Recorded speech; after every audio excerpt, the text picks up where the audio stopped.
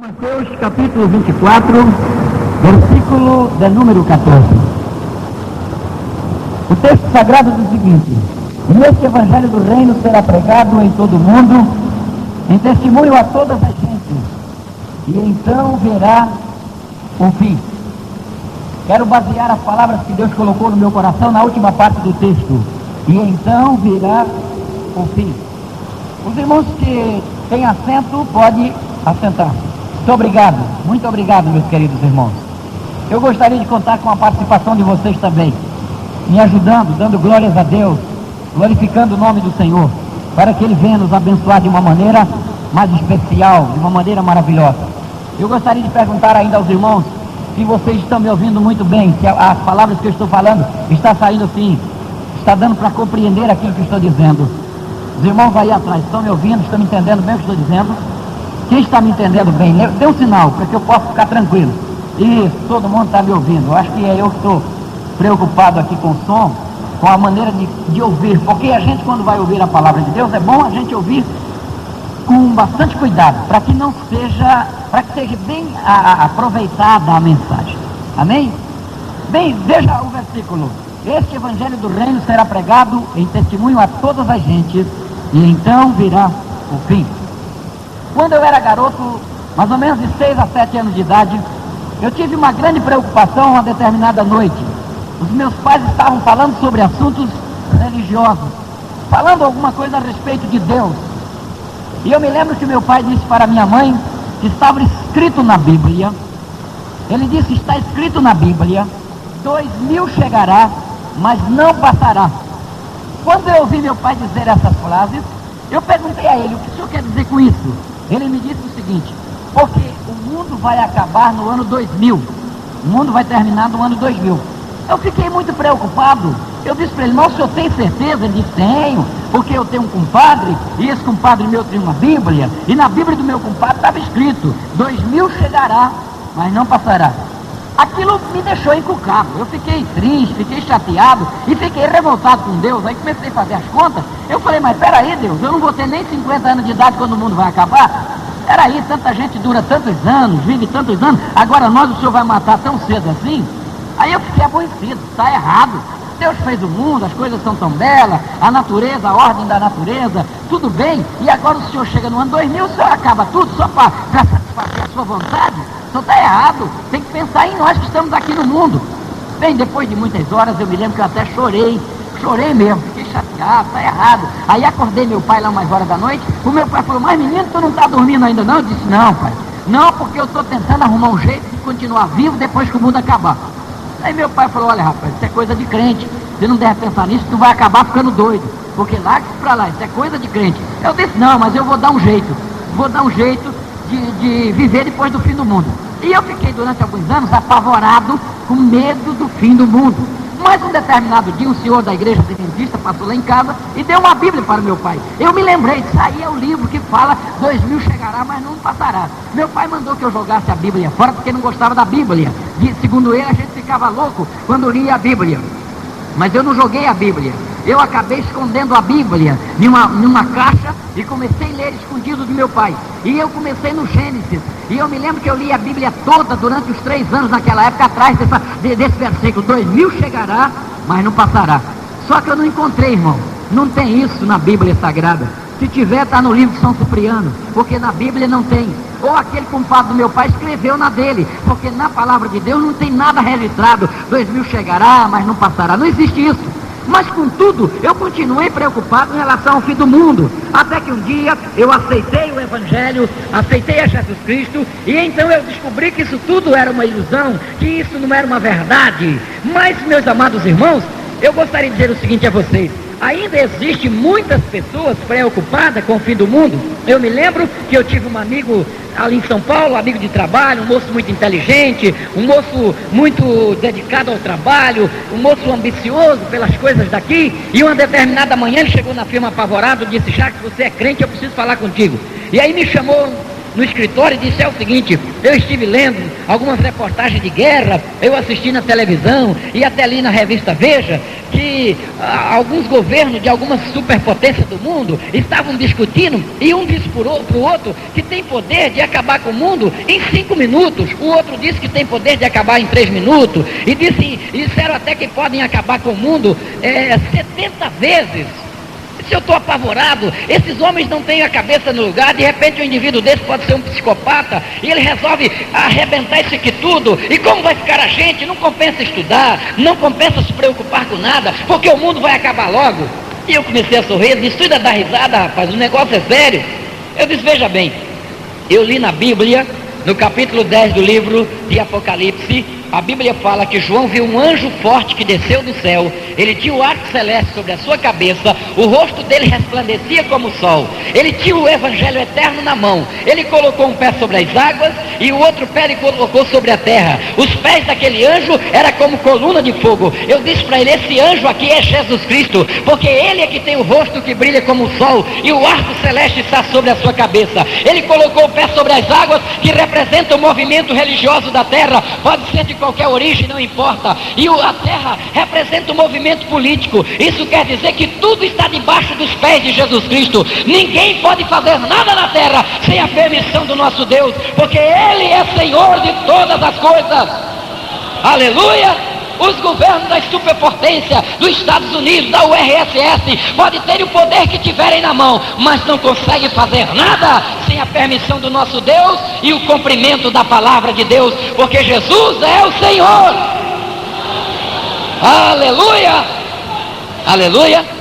E o povo diz que o mundo é um barril de pólvora, só falta quem tenha coragem de meter fogo. Pode ser o que for, irmão, mas o Senhor continua no controle. Ninguém consegue fazer nada sem que o nosso Deus permita. Mas vejam bem, esse pesadelo, esse medo do fim do mundo não alcançou só a minha vida, alcança centenas de milhares de vidas. Agora, por volta desse conflito armado no Golfo Pérsico, muita gente pensou que era o fim do mundo. Isso é o fim do mundo, é o início da Terceira Guerra Mundial, é o caos de tudo, vai terminar tudo.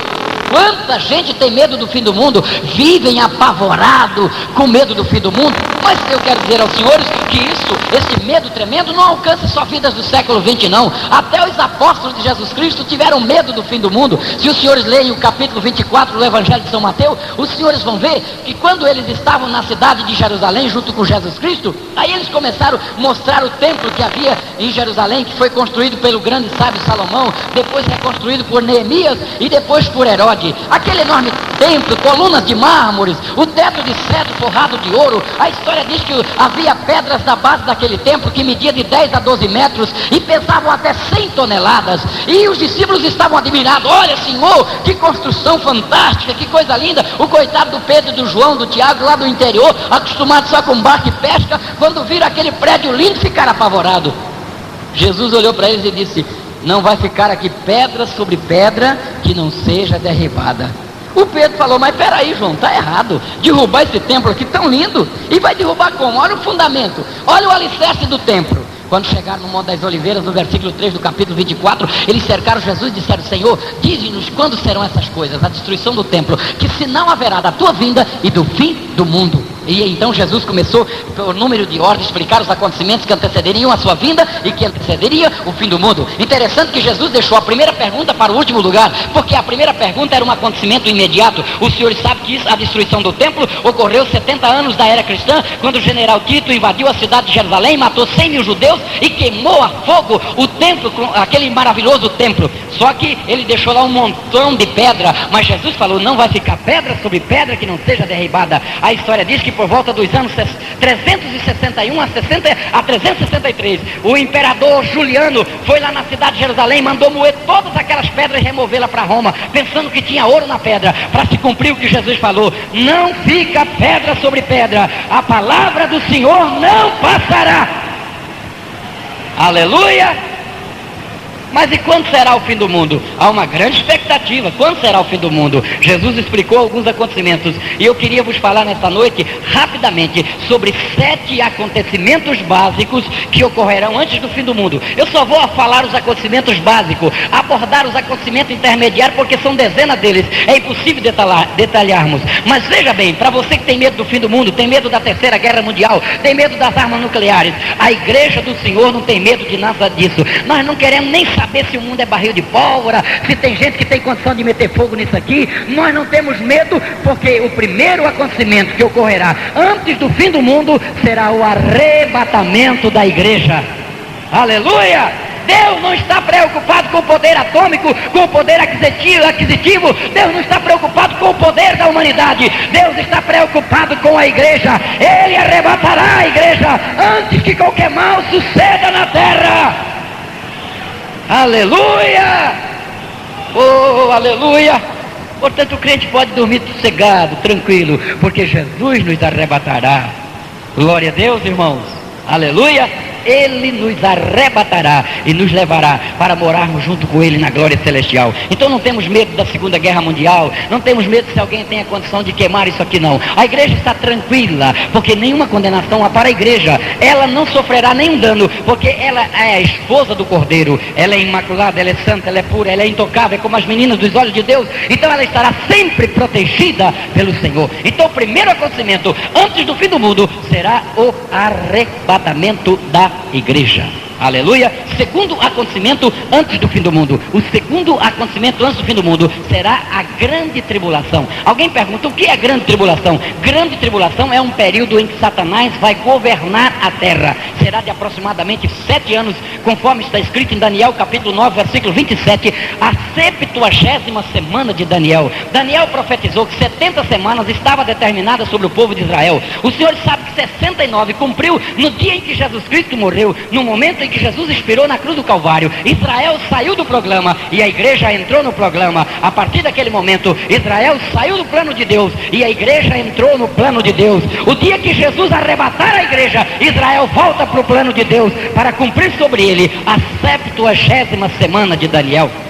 Vejam bem, irmão, vai ser um período em que o diabo vai governar a terra numa espécie de um governo mundial durante aproximadamente 7 anos, porque na hora do arrebatamento, sabe o que vai ocorrer? Vai ocorrer o inverso. A igreja vai subir e Satanás vai descer aqui para a terra. Se os senhores lerem o capítulo 12 de Apocalipse, os senhores vão encontrar que João, em uma visão, ele viu uma mulher que estava grávida e gritava com dores para dar à luz a um filho. A Bíblia diz que um grande dragão vermelho que tinha 7 cabeças e 10 chifres parou diante da mulher, esperando que ela desse a luz para que ele tragasse o seu filho. E a Bíblia diz, a mulher estava vestida do sol e tinha a lua debaixo dos pés. E a Bíblia diz que a mulher deu à luz o filho, e o filho foi arrebatado para Deus, porque ele há de reger as nações com vara de ferro. Eu sempre digo que aquela mulher é a igreja, mas quando a gente diz que ela é a igreja, logo alguém faz uma interrogação, mas a igreja não é a noiva, a igreja não é a esposa, e ali ela estava como mulher. Mas veja, meus queridos irmãos, a igreja só é a noiva enquanto ela só é a noiva de Cristo, porque quando ela começa a namorar o mundo, ela não é mais noiva, é noiva, é chamada de mulher.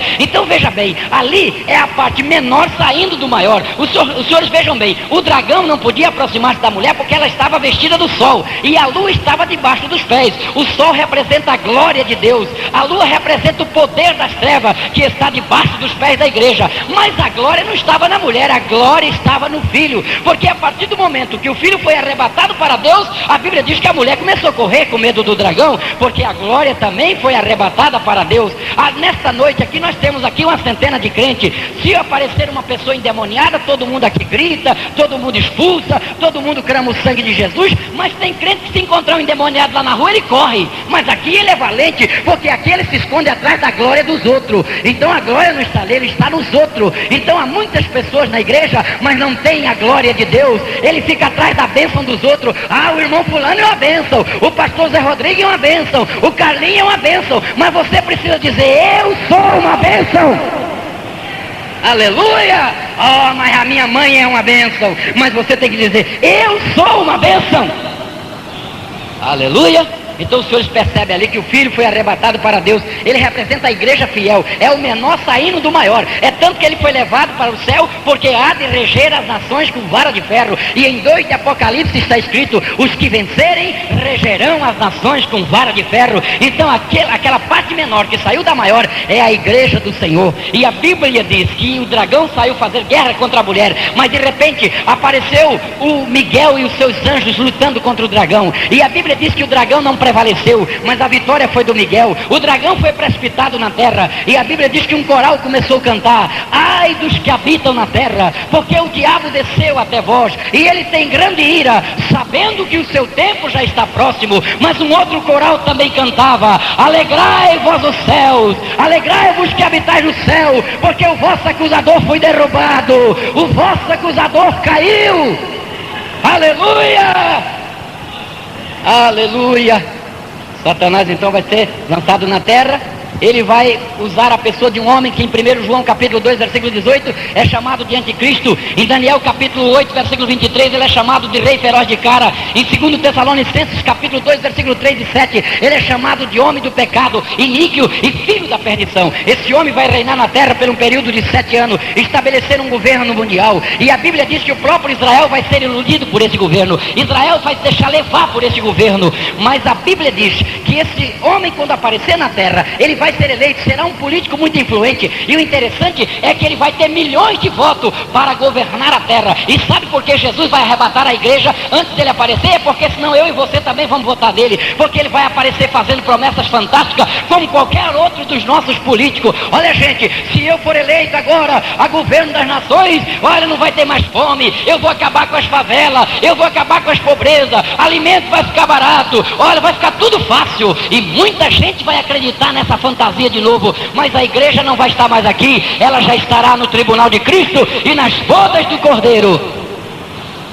E a Bíblia diz que os 3 primeiros anos da grande tribulação terá uma paz aparente, haverá uma paz superficial, porque ele vai conseguir aquilo que ele vai prometer, porque ele vai aproveitar-se do desaparecimento da igreja. Afinal, se Jesus vier hoje arrebatar a igreja, vai subir no arrebatamento da igreja aproximadamente 1 bilhão de pessoas. Então os senhores podem perceber que vai ficar muita vaga na terra, porque o maior problema da terra hoje é essa superpopulação que está tomando conta da terra. Eu li outro dia em uma revista que os cientistas se reuniram lá na outra América para solucionar o problema do mundo, e alguns deram algumas opiniões. Aí um disse assim: nós temos que provocar uma 3ª guerra mundial, que é para matar uma grande parte da humanidade, porque esse tanto de gente na terra não dá para arrumar emprego, alimento, saúde para todo mundo. O outro: mas isso não podemos fazer. Houve muitas opiniões. Aí um cientista se levantou e disse: quando eu era menino, aí eu ouvi na escola dominical, na igreja da minha mãe, que Jesus vai vir levar os crentes, e se ele fizer isso logo, vai desaparecer 1 bilhão de gente da terra. Então não teremos mais muito problema, e o diabo vai se aproveitar exatamente desse acontecimento, e ele vai conseguir uma paz artificial. Mas a Bíblia diz no capítulo 8 de Apocalipse, que quando estiver terminando os primeiros 3 anos e meio, aí o anjo do Senhor vai abrir o 7º selo do Apocalipse, e quando ele abrir o 7º selo, as pragas de Deus vão começarem a caírem aqui.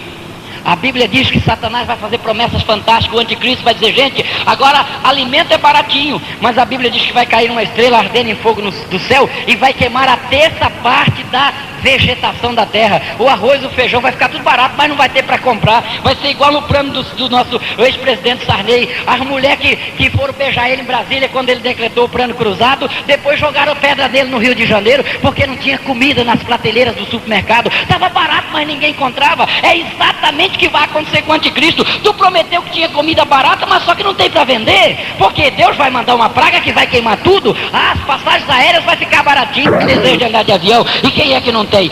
Vamos votar nesse homem, as coisas vão melhorar. Mas a Bíblia diz que vai dar um terremoto, que vai cair uma grande parte das estrelas do céu. Agora, senhores, veja bem, se as estrelas do céu não vai resistir esse terremoto, quanto mais as aeronaves que tiverem por aí, os aviões, vai cair grande parte dos aviões. Vai ser um desastre completo. E o pessoal vai dizer: mas tu não é Deus, por que tu não controla isso? ele vai perder o controle da coisa, porque a Bíblia diz que vai cair outra estrela ardendo no mar, vai quebrar a terça parte dos navios, vai matar a terça parte dos peixes do mar, vai haver miséria em toda a terra. No final de 3 anos e meio, Israel chega para ele e diz: como é que é? Tu não é o Messias? Dá um jeito na situação, ele não vai poder controlar. A Bíblia diz que Israel vai romper a aliança com ele. Você não é o Messias nada, o nosso Messias, ele é poderoso, ele controla tudo. E aí a Bíblia diz que o anticristo vai fazer uma campanha em toda a terra, insinuar exército de todas as nações para varrer Israel do mapa, para ter possivelmente a última guerra contra Israel. E aí a Bíblia diz que quando ele se preparar e for para a Palestina para cercar Jerusalém, aí vão surgir no cenário mundial 2 grandes pregadores, as 2 testemunhas de Apocalipse 11. Muitos dizem que é Moisés, outros dizem que é Elias e Enoque, mas eu não acredito que não é nenhum dos 3. Eu deduzo que serão 2 grandes pregadores que Deus vai levantar naquele dia, pregadores de âmbito universal, assim como Billy Graham, Jimmy Swaggart e outros, que vão pregar no rádio, na televisão, nos jornais e vão dizer: esse homem é o anticristo, esse homem é um falso profeta, vocês não podem acreditar no que ele está dizendo. Quando ele vê que eles estão pregando contra ele, ele vai investir contra os homens para matar. Mas a Bíblia diz que os homens terão poder contra o fogo, contra a água, os homens vão fazer maravilha na terra. E ele vai guerrear contra o anticristo, contra os homens. Ele larga Israel e vira contra as 2 testemunhas. Ele luta, até um dia ele consegue matar as 2 testemunhas. Aí a Bíblia diz que os corpos das 2 testemunhas vão ficar na praça de uma grande cidade. Talvez Roma, quem sabe em Nova York, ou talvez em Washington. Vai ficar lá exposto. E a Bíblia diz que o mundo todo vai ver os corpos dos 2 pregadores ali na praça. Isso quer dizer, a televisão vai estar lá, a Rede Globo e todas as outras redes de televisão vai estar lá. Vão mandar para o Brasil imagem ao vivo. Olha, os 2 profetas que pregavam contra o grande governo foram mortos. Aí os homens poderosos morreram, mas a Bíblia diz que eles vão ficar ali 3 dias. No final de 3 dias vai abrir uma janela no céu. Quando abrir uma janela, vai cair uma voz do céu que vai dizer: sobe cá. E a Bíblia diz que quando essa voz cair, os 2 profetas vão recitar, vão ficar em pé e vão subir ao céu diante dos olhos de toda a terra. Isso quer dizer que naquele momento aqui no Brasil, o plantão do Jornal Nacional vai interromper a programação normal para dizer: os homens ressuscitaram, eles estão indo para o céu, eles eram de Deus mesmo, eles eram de Deus, estão subindo para o céu. Oh, aleluia! Mas a igreja já vai estar lá para esperar os 2 pregadores chegarem lá.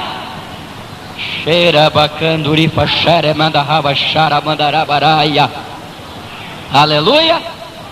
Bom, os 2 pregadores estão mortos. Aí o anticristo agora, vamos voltar para Israel de novo. Aí a Bíblia diz em Zacarias capítulo 14, versículo 1 e 2, a Bíblia diz que ele cerca a cidade de Jerusalém e toma metade da cidade de um assalto. A Bíblia diz que ele vai forçar as mulheres dos judeus para provar que ele é um rei desmoralizado, porque o anticristo é um rei sem moral. Está escrito em Daniel capítulo 11, versículo 37, que ele não terá respeito ao amor das mulheres. Em outras palavras, no período da grande tribulação não vai haver casamento. As mulheres serão objetos de negócio, como era na antiga Grécia, que o homem podia ter quantas mulheres quisessem. Elas trabalhavam para tratar dele, e o dia que ele morresse, elas eram enterradas vivas ao lado da sua sepultura. Mas as irmãs não vão passar por isso não, porque nós seremos arrebatados e estaremos com Jesus na glória. Aleluia. Aí o anticristo toma metade da cidade de Jerusalém de um assalto. A metade da cidade de um assalto. E a Bíblia diz que os judeus vão lutar heroicamente em Daniel 11. Vão lutar heroicamente. Mas a Bíblia diz que eles não vão conseguir vencer. O anticristo vai vencer. Quando o anticristo tomar a metade da cidade de Jerusalém de um assalto, aí Israel começa a clamar ao Senhor. A Bíblia diz em Zacarias capítulo 12, versículo 10, que o Senhor vai derramar sobre os judeus o espírito de graça e de súplica, para provar para eles que o homem não é salvo pela lei. Quando eles receberem aquele poder sobrenatural, a Bíblia diz que eles vão começar a clamar. Eles vão começar a dizer: Jeová, envia o Messias que o Senhor prometeu. Cadê o Messias, o nosso libertador, a semente da mulher? Aonde está a estrela de Jacó? Aonde está o maravilhoso de Isaías? Manda ele, Jeová. Nessas alturas, a igreja vai estar no finzinho das bodas do Cordeiro lá no céu. Aí a oração começa a chegar lá. Aí Jesus Cristo escuta os judeus clamando. Aí diz: minha igreja, minha esposa, os nossos irmãos estão clamando em Jerusalém. E nós vamos descer agora para livrá-los. Aí Jesus se levanta, a igreja atrás dele na retaguarda, e aí vai acontecer o que está em Apocalipse, capítulo 19, versículo 11 ao versículo 19. Eis que vi os céus abertos, e eis aí um cavalo branco, e o que estava montado sobre ele chama-se Fiel e Verdadeiro, julga e peleja com justiça. Seguia ele o exército celestial montado em cavalo branco, da sua boca saiu uma espada aguda, e na sua coxa estava escrito: Rei dos reis e Senhor dos senhores. Oh, aleluia! Xandaramai xerebe candarabacharabaraya. Ele vai descer. O anticristo vai estar no vale do Amagedon com milhares de soldados. Ele na frente, o grande general anticristo, milhares de soldados, o falso profeta lá também. Aí começam a olhar, quem é aquele homem que vem descendo lá? Aí o anticristo, atirem nele, atirem mísseis nele, atirem os metralhadoras, canhões. Vão atirar contra Jesus, vão fazer guerra, mas não vai atingir, ele vai descer. Mas não consegue acertar o homem. É isso que os senhores veem, muitos assistem aí na televisão, essas coisas que ocorrem, essas ficções. Naquele dia vai ser real, ninguém acerta o homem. Ele é o homem de aço, é o super-homem. Quem é? Não, é Jesus Cristo. É Jesus. Aleluia. Ele vai descer. A Bíblia diz no 14 de Zacarias, versículo 4 e 5, que ele vai pisar no Monte das Oliveiras. Quando ele pisar, o monte vai se estender bem no meio. Vai se estender uma parte para o norte e outra parte para o sul. E Jesus vai ficar com um dos pés no norte e o outro pé vai ficar no sul. Ele vai ficar nessa posição, uma fenda no meio do monte. Aí Israel, os judeus lá em Jerusalém vão verem a fenda. E quando verem a fenda, vão entrar correndo pela fenda para escapar do exército do anticristo. Deus vai abrir um caminho no meio do Monte das Oliveiras, assim como abriu um caminho no meio do Mar Vermelho. Eles vão entrar pelaquela fenda. E aí vão se deparar com Jesus, e a Bíblia diz que eles vão perguntar: quem é esse homem? Que sinais é esse na palma da tua mão? Ele vai dizer: esse é o sinais com que eu fui ferido na casa dos meus amigos. E os judeus vão reconhecer e falar, vão dizer: é ele que nós crucificamos, é ele, é o homem que nós crucificamos, é ele. Aleluia. E Jesus vai estar nessa posição, um pé no norte, outro no sul, assim. E aí os judeus, tudo vai passar no meio das pernas dele, para se cumprir o que está escrito no Evangelho de São João, capítulo 9, versículo 10. Ou seja, capítulo 10, versículo 9. Eu sou a porta, quem entrar por mim salvar-se-á, entrará e sairá e achará pastagem. Ele é a porta. Lá em Israel, os pastores de ovelha toda tarde abrem as pernas na frente do curral e fazem todas as ovelhas passarem entre as suas pernas. Jesus vai fazer todo Israel passar entre as pernas dele, porque ele é a porta. Aleluia! Ele é a porta. E tem uma coisa, irmão, se tiver alguns judeus aqui no Brasil, naquele dia, se tiver alguns judeus na América do Sul, na Europa, na África, em qualquer lugar do mundo, vai ter que ir para lá urgente para passar pela porta. E sabe como é que Jesus vai chamar os judeus? Isaías 5:26, ele disse: eu assobiarei e trarei o meu povo de longe, eles ouvirão o meu assobio. Jesus vai assobiar e os judeus vão dizer: o Messias está chamando, o Messias está assobiando. Ele apareceu. Oh, aleluia. Xandaramai xeremenegeba xarabarabás. Oh, cantuivas nemeneheba raidel. Aleluia. Esse acontecimento será o terceiro antes do fim do mundo, a revelação de Jesus em glória. E sabe o que diz em Zacarias capítulo 14, versículo 3? O Senhor sairá à peleja. Os exércitos das nações vão estar lá embaixo, tudo armado. E Jesus desce no Monte Sião, junto com a igreja, a gente junto com ele. Aí todo mundo no Monte Sião. Aí Jesus vai sair à peleja, ele vai para a guerra. Ele vai brigar, ele vai guerrear. E a gente vai fazer o que, Jesus? Vocês não vão não, vocês não vão ficar na guerra não, já brigaram demais, essa aqui é minha. Sabe o que é que nós vamos ficar fazendo, irmão? Vamos ficar no Monte Sião só torcendo para Jesus. Aleluia. Ele vai sair à peleja, ele vai entrar na guerra. Só escute, ele não vai dar tiro em ninguém, não vai usar metralhadora, não vai usar escopeta, não vai usar mísseis, não vai usar canhão. Sabe qual arma que Jesus vai usar? Isso está escrito em 2 Tessalonicenses capítulo 2, versículo 7. O resplendor da sua glória e o assopro da sua boca. Aleluia. Os soldados tudo atirando nele de metralhadora, e ele começa a andar no meio do exército, e aonde ele vai passando, a glória dele vai matando o soldado, vai matando o capitão, vai matando o exército. Aí os que vão ficando vivos, ele só vai fazendo assim, ó.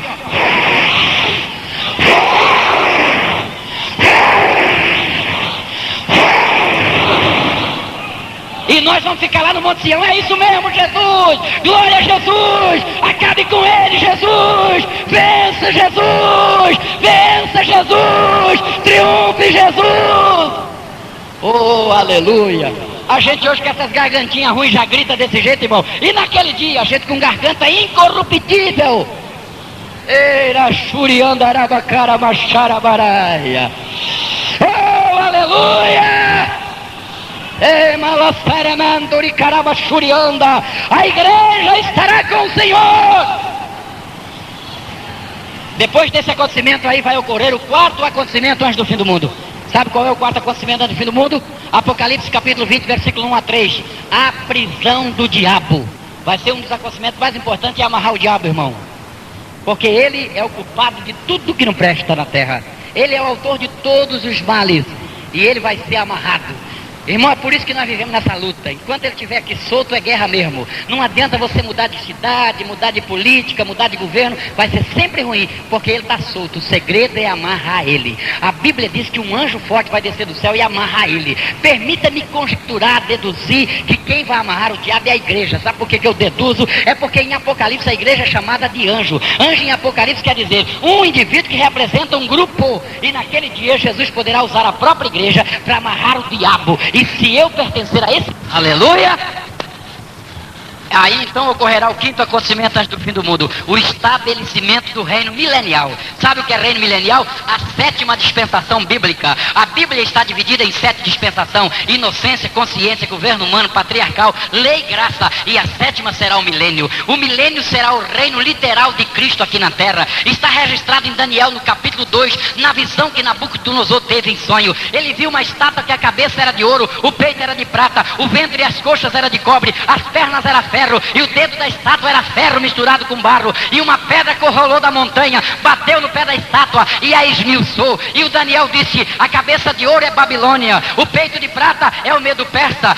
o ventre e a coxa de cobre é o Império Grego, as pernas de ferro é o Império Romano, os dedos de ferro misturado com barro é o Império do Anticristo, mas a pedra é Jesus Cristo, cujo reino encherá toda a terra.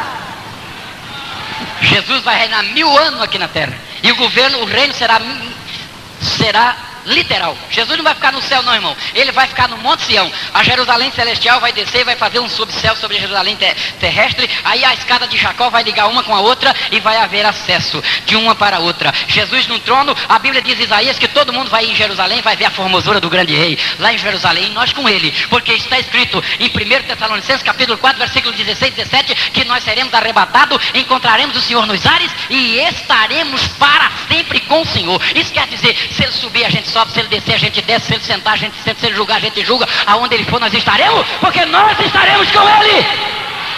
Oh, aleluia! Erashuri karamasheme revashuri andarabia. Aleluia! Aleluia. E aí a Bíblia diz em Apocalipse capítulo 1, versículo 6, que nós somos reis e sacerdotes. Reis e sacerdotes, rei no sentido político e sacerdote no sentido espiritual. Apocalipse capítulo 20, versículo 4, está escrito: nós reinaremos com Cristo durante 1000 anos. Aleluia. Nós vamos reinar com Cristo. Reinar quer dizer governar, mandar, estabelecer ordem, botar ordem, orientar, dirigir, esclarecer. É isso que nós vamos fazer. Nós seremos os políticos de Jesus Cristo aqui na terra. Ele vai derrubar o Marajá, vai derrubar todo mundo e botar a igreja dele para governar a terra durante 1000 anos. E ninguém vai fazer nada sem a nossa ordem. É por isso, irmão, que eu não tenho preocupação em mandar em nada aqui, porque eu sei que no milênio eu vou mandar durante 1000 anos com Jesus Cristo. E tem uma, eu já estou eleito. E a igreja, irmão, a política de Jesus é diferente da dos homens aí. Aí na política dos homens só ganha quem tem mais voto. Aqui na igreja é quem tem menos voto. É tanto que é um voto só para eleger todo mundo. É um voto só. E sabe quem votou na gente? Jesus Cristo. Quando ele vier buscar a igreja e me arrebatar, ele vai chegar para Deus: ó Pai, o Jacques está eleito, eu votei nele, eu elegi. Ele disse: eu vos elegi e nomeei. Nós já estamos nomeados para reinar com ele aqui 1000 anos. Ele votou e nós estamos eleitos. Aleluia! Vamos reinar 1000 anos. O milênio, irmão, será a dispensação mais maravilhosa de toda a história. A Bíblia diz que no período milenário não vai haver na terra nenhum centro de macumba e nem um templo de idolatria, porque em Miqueias capítulo 14, capítulo 5, versículo 12 e 13, está escrito que o Senhor vai matar da terra todos os feiticeiros e todos os idólatras. Não vai haver zona boêmia, porque está escrito no livro de Mateus capítulo 13, versículo 41, que o Senhor vai colher do seu reino tudo que causa escândalo. Não vai haver discoteca e nem desfile de carnaval na Marquês de Sapucaí, porque está escrito em Apocalipse Apocalipse 18 e 22, que o Senhor vai acabar com a voz de tambor da terra, vai acabar com a voz de tocadores, vai acabar com isso tudo. Sabe qual é o cântico que vai haver na terra? Está escrito em Apocalipse 15, 3, o cântico do Cordeiro e o cântico de Moisés, cantado pela igreja, a esposa do Cordeiro. Oh, aleluia! Aleluia! Período de milenário não vai haver guerra. Está escrito em 2 de Isaías que o Senhor vai converter espadas em enxadões. Isso quer dizer, armas de guerra em ferramentas agrícolas. Sabe por que Jesus vai vir reinar na terra? Para provar para o diabo que tem condição de viver em paz aqui, de comer bem, de viver bem, de ser feliz. O diabo passa a vida toda culpando Deus. O culpado é Deus que errou, foi Deus que falhou. E aí Jesus vai vir para dizer, diabo, o errado era você mesmo, tá vendo? Amarrou você e acabou o problema. Ele vai reinar 1000 anos, não vai ter fome, não vai ter nada, porque Jesus vai converter armas de guerra em ferramentas agrícolas. Ou os senhores acham que Deus está amaldiçoando o mundo por isso vão passar fome? Não é maldição de Deus não, irmão, é os próprios homens. A Bíblia diz que Deus criou o homem bem bom, mas eles inventaram muitos males. Está na Bíblia, vejam bem, o homem hoje, os governos estão investindo uma quantidade, uma alta soma de dinheiro em exército, em polícia militar, em corpo de bombeiro, em tanto tipo de segurança, armas de guerra, eles gastam tudo isso em outros meios que o governo cria e investe, mas no milênio não vai ser preciso policiamento não, irmão. A igreja do Senhor vai policiar tudo, vai cuidar de tudo isso, e Jesus é onisciente, o camarada não vai poder fazer nada escondido dele, não vai haver tráfico de droga, não vai haver venda de cachaça, não vai haver venda de tabaco, porque Jesus vai reinar. Sabe o que é que vai acontecer no reino mileniário? O camarada vai ter que ser crente na marra. Sim, senhores, hoje, irmão, nós estamos pregando o evangelho de Jesus Cristo. Aí chega pro camarada, quer aceitar Cristo? Não quero não. Quer Jesus? Não quero não. Então, acabou. Mas quando nós fomos pregar, eu li aí, evangelho do reino. O camarada tá lá enchendo a cara de droga, você chega, olha, evangelho, o rei mandou dizer para você que aqui, não. Mas quem mandou? O rei Jesus, e vai desobedecer o rei. Tem mais é que obedecer. O Jesus está tolerando os homens pecarem aí 6.000 anos, mas vai chegar o dia que ele não vai aceitar mais não. Aqui no meu reino é diferente. Aqui haverá gozo, paz no Espírito Santo. Aleluia! Vai haver um reino de paz. A Bíblia diz que a paz vai ser tão abundante que o leão vai pastar junto com o bezerro, assim, os dois vão andar juntos lá no meio da rua. Esse mundo vai virar um paraíso. Para os senhores terem uma ideia, a Bíblia diz no capítulo 60 de Isaías, versículo 20, que o mancebo morrerá de 100 anos. Naquele tempo morreu um rapazinho ali, quantos anos tinha? 100 anos, era criança ainda, morrer de 100 anos. E a Bíblia diz, o pecador de 100 anos será amaldiçoado. A Bíblia diz ainda, em 8 de Zacarias, versículo 4 e 5, que as ruas de Jerusalém vai encher de velhinhos e velhinhas, que vão andar escorando no bordão, de tão velho que serão. Quantos anos o senhor tem? 600 anos. E por que isso tudo? Porque Jesus está no trono. Ele é rei de reis. Ele é senhor do senhor. Ele vive. Oh, aleluia. Aleluias, aleluias. Aleluias. Aleluias, aleluias. Glória a Deus. Oh, aleluia. Aleluia. Isso não é historinha de Pantera Cor-de-Rosa não, meus amigos. É Bíblia, eu estou falando de Bíblia, da palavra de Deus. Aleluia. Vai ser um mundo maravilhoso. Jesus Cristo no poder. Aleluia. Tudo sob a ordem do mestre. Outro dia eu falei para os políticos lá no Pará, a Transamazônica só vai ser asfaltada no milênio. É disso por quê? Porque Jesus não é corrupto. Ele vai mandar asfaltar a Transamazônica, que é para os paraenses viverem bem, provar que ele é o único Senhor justo que vai reinar. A Bíblia diz que Jesus vai se vestir de justiça. Ele vai botar um cinto da justiça. Ele vai, a base do trono dele será a justiça e a paz. Será um mundo maravilhoso. E a igreja do Senhor só vai ficar cantando, dando glória e pregando. Vai ter até pregação lá, viu, irmão?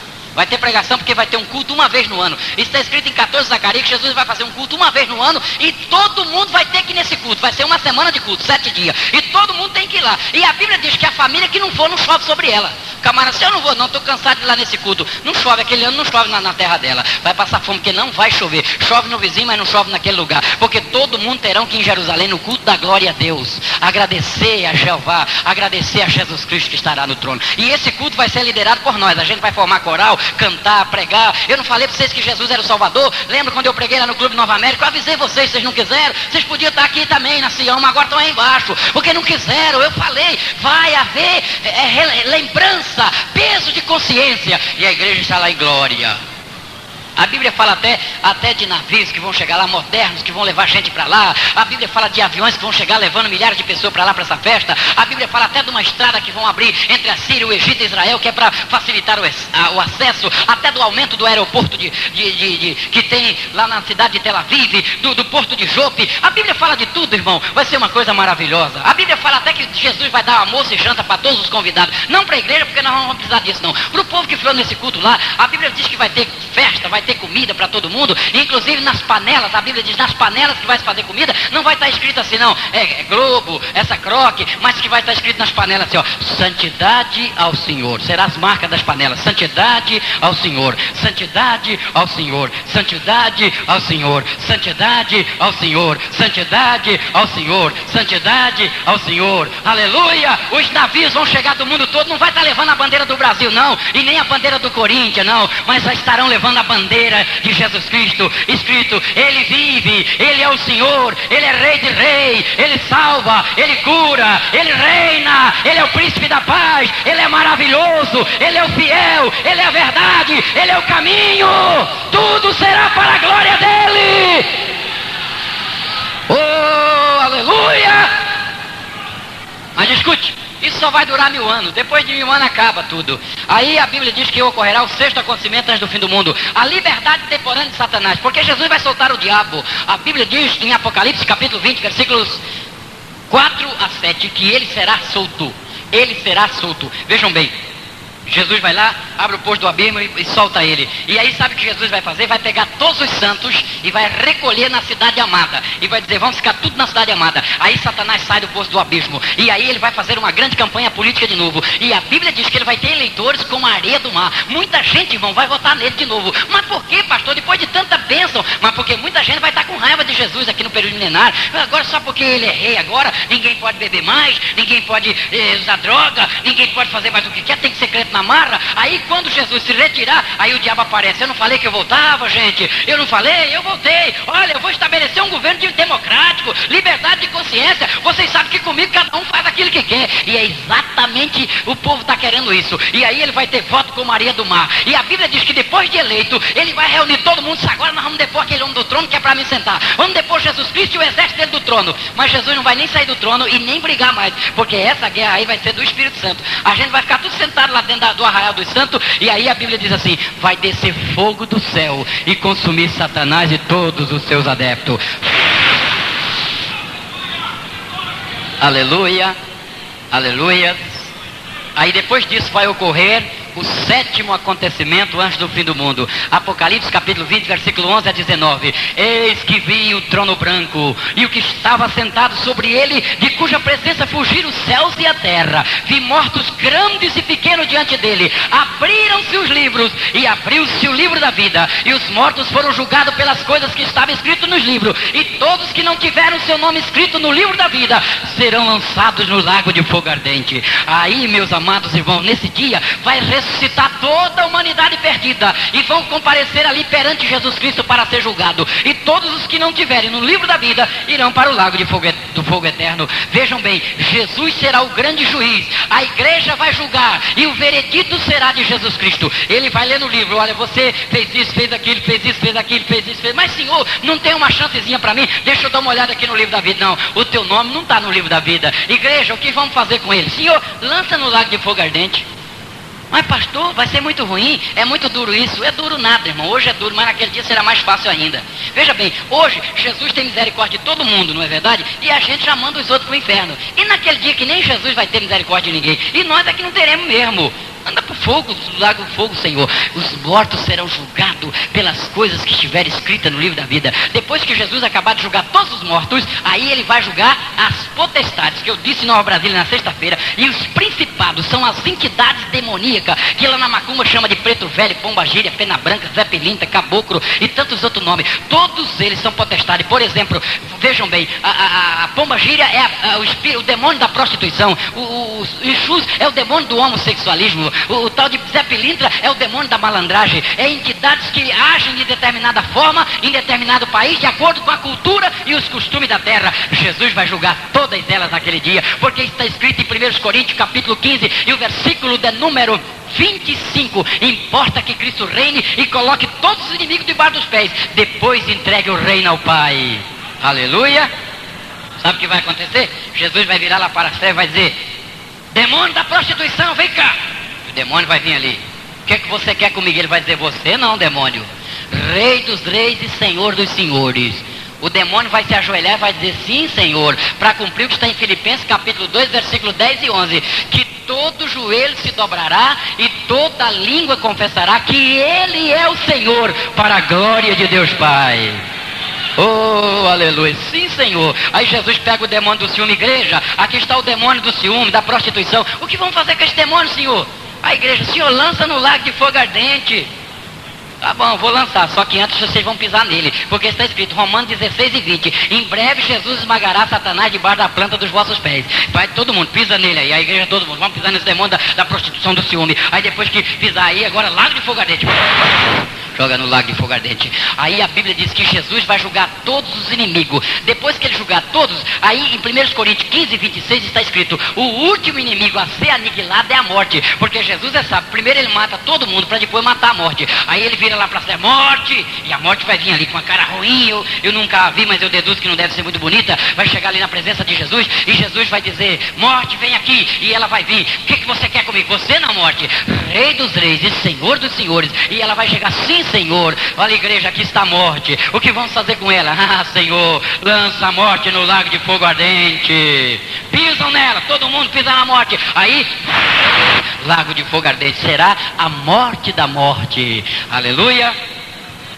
Aí então virá o fim. Aí sim virá o fim. Jesus se levanta, a igreja toda de branco, toda coroada, toda maravilhosa. Aí Jesus disse: igreja, agora eu vou mostrar o papai para vocês. Agora eu vou mostrar Jeová Rafá. Agora eu vou mostrar Jeová Nissi. Agora eu vou mostrar Jeová Jiré. Aí Jesus vai lá na cortina do mistério, porque a Bíblia diz assim: Deus se revelará a nós. E revelar quer dizer tirar o véu. Aí Jesus vai lá e tira o véu, porque Deus está aqui, mas ninguém vê. É um véu que tem que separar, mas Jesus vai tirar o véu. Quando Jesus tirar o véu que separa a igreja de Deus, do outro lado do portal eterno, um grande trono branco, que não é de ouro, de pedra preciosa, não é de mármore, não é de marfim, não é de prata, porque o trono de Deus é de glória. Deus habita em um trono de glória. Aleluia! O grande trono branco. Jesus pega no braço, do lado da noiva, na mão da esposa, e diz: minha esposa, vamos entrar agora que eu vou mostrar Jeová para vocês. Eu vou mostrar o papai. Aí começa a entrar, a atravessar os portais eternos, ao som da orquestra celestial cantando o hino da vitória. A igreja de vestes brancas entra. Eu deduzo que Deus vai se levantar do trono para receber. Vai se levantar. Aí Jesus chega com a igreja lá no trono. E aí vai ser o momento da apresentação. A Bíblia diz: eu confessarei o nome dele diante do meu Pai que está no céu. Jesus vai apresentar a gente para Jeová, vai apresentar a gente para os anjos. Ele vai ficar maravilhado. Jeová vai olhar, vai meter a mão no bolso espiritual, tirar o lenço espiritual e enxugar dos nossos olhos todas as lágrimas. Oh, aleluia! Xandaramai de Kobereba Xeremenehebia. Aí ele olha para a igreja: mas meu filho, a tua noiva está toda nova, toda maravilhosa. Eis que faço nova todas as coisas. E aí aparecerá novos céus e nova terra. E Jesus vai transferir o reino para o Pai. Vai dizer: Pai, é o seguinte, eu já reinei bastante, a partir de agora é com o Senhor. Mas meu filho, não, o reino agora é seu. Eu quero ficar com a minha esposa aí. Eu vou mostrar a nova Jerusalém para ela, vou mostrar o novo céu e a nova terra, vou mostrar o rio da vida, eu vou mostrar a árvore da vida, eu vou mostrar a minha glória, a tua glória, o meu poder, o teu poder, a tua bênção, a minha bênção, a tua força, a minha força, o teu mundo, o meu mundo. Eu mostrarei para a minha igreja. Oh, Xaradiovezneb Carabacharabalaido. Era Massudi Candaramai Shuig Hevenebeheb Andagébia. Ali não haverá mais choro, não haverá mais dor, não haverá mais angústia, não haverá mais separação, não haverá mais morte, não haverá tribulação, não haverá doença, não haverá sofrimento, não haverá tristeza, não haverá guerra. Viveremos para sempre com Jeová. Oh, Serevia Shanamai de Gobenivostemi Handefaiu, Chuvasnebi Kovarashuni Andenivisnaipel Biantepai. Oh, Sanda Karamachu e Azemehebia. Vale a pena sermos crentes, aguardarmos com ansiedade, servirmos a Deus. Vamos ficar em pé, irmãos, vocês estão assentados, vamos descansar um pouco. Oh, aleluia. Quem pode dizer, ora vem, Senhor Jesus? Quem pode dizer, ora vem, Senhor Jesus? Ora vem, Senhor Jesus.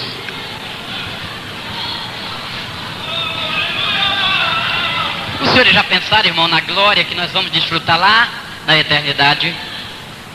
Oh, aleluia. Nova Jerusalém, 12 portas, em cada porta o nome de um apóstolo, 12 fundamentos, cada fundamento uma pedra preciosa, ruas de ouro, muralhas de jaspe. Oh, aleluia. Não vai haver sol, não vai haver lua, não vai haver noite, não vai haver dia.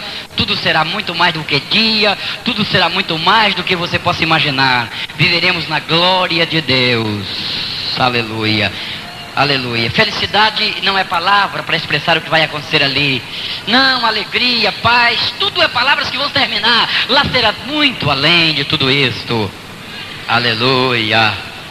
A Bíblia diz que as nações andarão à luz da Nova Jerusalém, porque haverá nações aqui na terra. Haverá nações, eu não vou entrar nesse detalhe porque é muito complicado, mas haverá nações aqui na terra, e as nações andarão à luz da Nova Jerusalém. Oh, aleluia. Brilharemos como astro para sempre, eternamente. Oh, uma vez eu fui arrebatado, e o Senhor me levou e disse para mim, eu não vou te mostrar a Nova Jerusalém, porque se você ver, você não vai conseguir viver mais lá embaixo. Mas Ele me levou a certa distância e disse, olha a muralha, olha a torre, a cidade era linda, o seu brilho era incandescente, eu não conseguia olhar. Ele disse, olhe para a glória. Eu tinha apenas 12 anos de idade, e o anjo me disse, eu não vou te levar para dentro da Jerusalém, porque se tu ver a Nova Jerusalém, nunca mais tu serás feliz na terra, e eu não quero que atrapalhar a tua vida na terra. Mas olha as muralhas, era uma torre lindíssima, brilhavam como se fosse latão polido em fornalha, como se fosse o ouro mais polido de toda a história. Oh, aleluia, isso é verdade, irmão. Jesus virá para nos salvar. Oh, cande fachemi onde querem maçaramaia. Quantos acreditam que estarão na Nova Jerusalém? Anefanemídio rei, siricou farai, sai. Eu gostaria que você olhasse para o irmão que está do teu lado e apertasse a mão dele e dissesse, irmão, eu quero te encontrar na Nova Jerusalém, quero andar contigo nas ruas de ouro.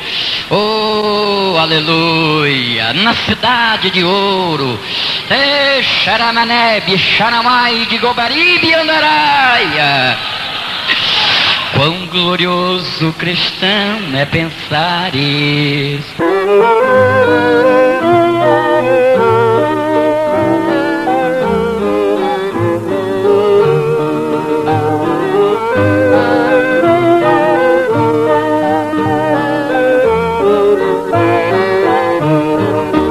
Quão glorioso cristão é pensar na cidade que não há igual, onde os ouros são de puro jaspe.